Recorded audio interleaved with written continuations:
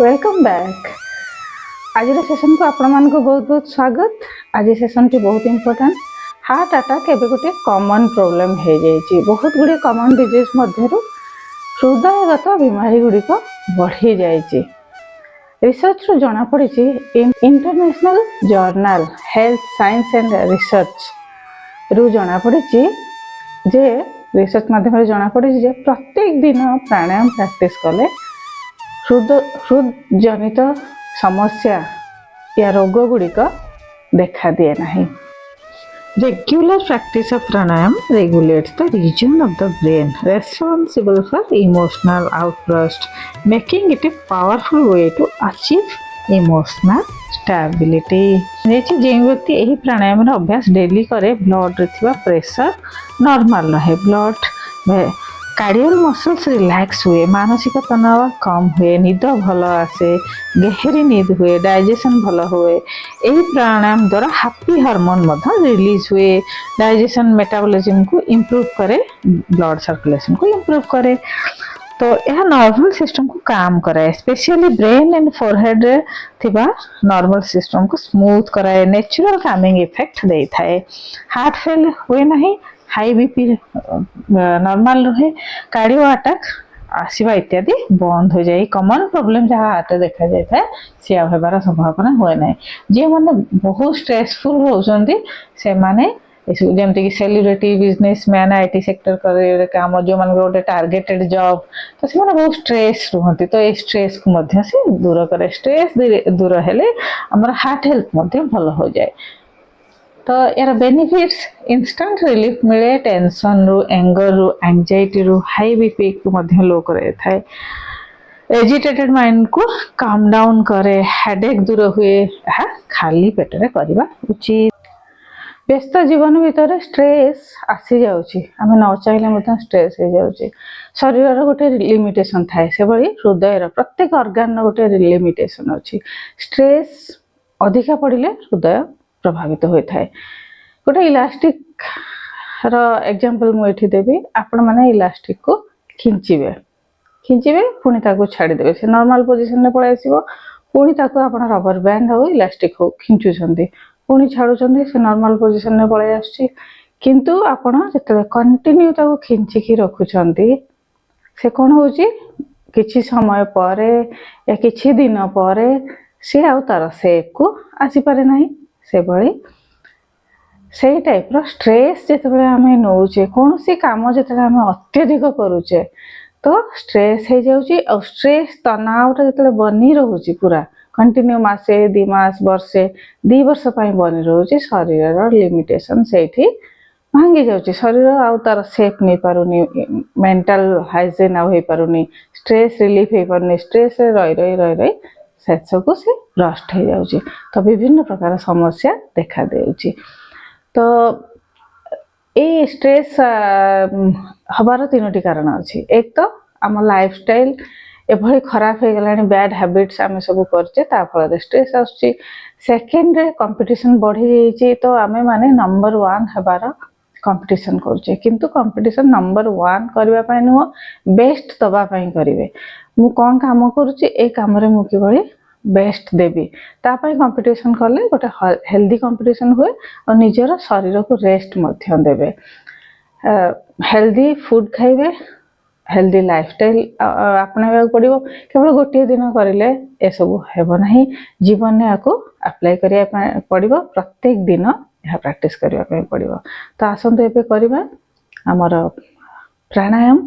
आजिर प्राणायाम जहा कि हृद जनित समस्या को दूर करने सहित स्ट्रेस रिलीफ करिवो, ब्रेन आ फोरहेड को भल भाव में एक्टिवेट कराए, वाइब्रेशन क्रिएट करे। से वाइब्रेशन द्वारा स्ट्रेस रिलीफ हुए, मेंटल हाइजीन हुए एवं मेमोरी पावर बढ़े, प्लस हृद जनित समस्या देखा दिए नहीं।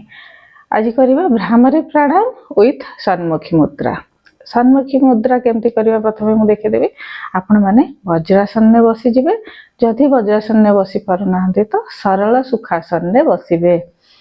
तो सन्मुखी मुद्रा रे कोन हुए, आमे हमर दुई कानर होल दुई आखि दुई नाक एंड पार्टी सातटी आमर क्लोज करवा टंग आमर रहिबो मुहर ऊपर तालुर ऊपर पटरे लागिबो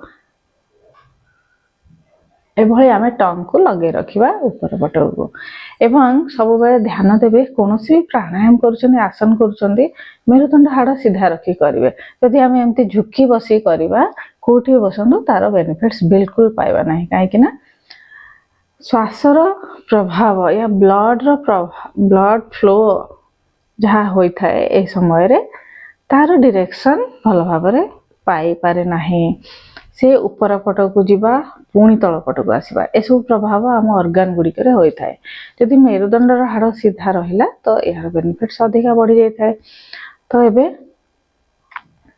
आमे करिबा भ्रामरी प्राणायाम विथ सन्मुखी मुद्रा तो सन्मुखी मुद्रा करबा पई बसी जीवा एंड थंब रे बंद करवा आम दुई कान को किंतु मन रखिए कानर होल भितर एभली भाव में आंगुठी पुरेबे नहीं जस्ट कानर साइड रे आमे थंब माध्यम रे आंगुठी माध्यम रे प्रेस करवा बंद करया पई ए पर्सन को प्रेस करवा एवं एभली बंद करवा हल्का भाव रे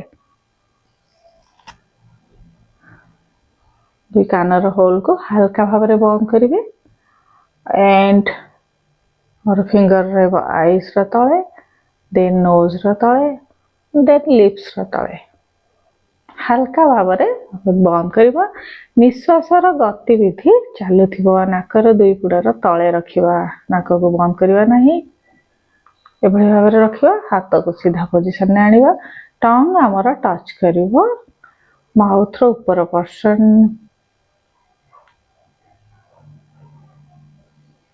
एभली भाव रखिबा एबे आमे महुमाछी रो आवाज जेमती बाहरे से भली आवाज आपण मानकु सुभिबो जेतेबेले आमे करिबा लंबा गहरा सांस नबा एंड धीरे धीरे नबा सांस गहरा सांस भीतर को नबा एवं मुह बंद करी आमे आवाज बाहर करिबा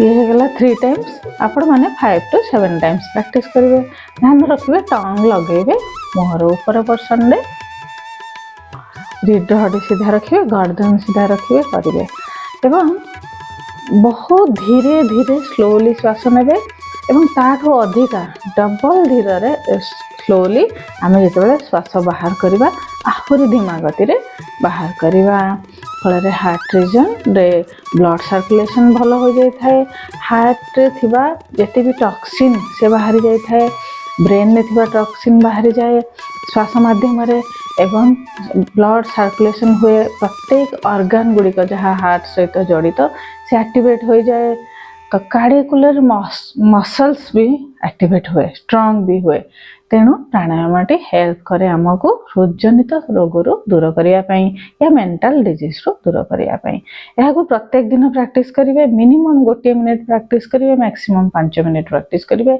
मॉर्निंग एवं संध्या समय करेंगे यही प्राणायाम शोवा आगु करेंगे ना कहीं निद या द्वारा आमर ब्रेन बहुत अधिक एक्टिवेट हो जाए माइंड फ्रेश हो जाए तो अलग अलग जेतेबेले एरिया ब्रेन फोरहेड सब एक्टिवेट हो जाती तो मनरे गोटे उत्साह भरी रहे तो शोइबार जस्ट पूर्वर करेंगे ना इवनिंग समय करेंगे या मॉर्निंग समय करेंगे या दिनर को भी समय आपण मैंने करते किंतु पेट खाली रहिले तार इफेक्ट अधिका पाइबे आपण माने माने ध्यान रखिथिबे पेट खाली रहिबे जदि खाना खाउछन्ते गोटे 2 घंटा गैप देबे।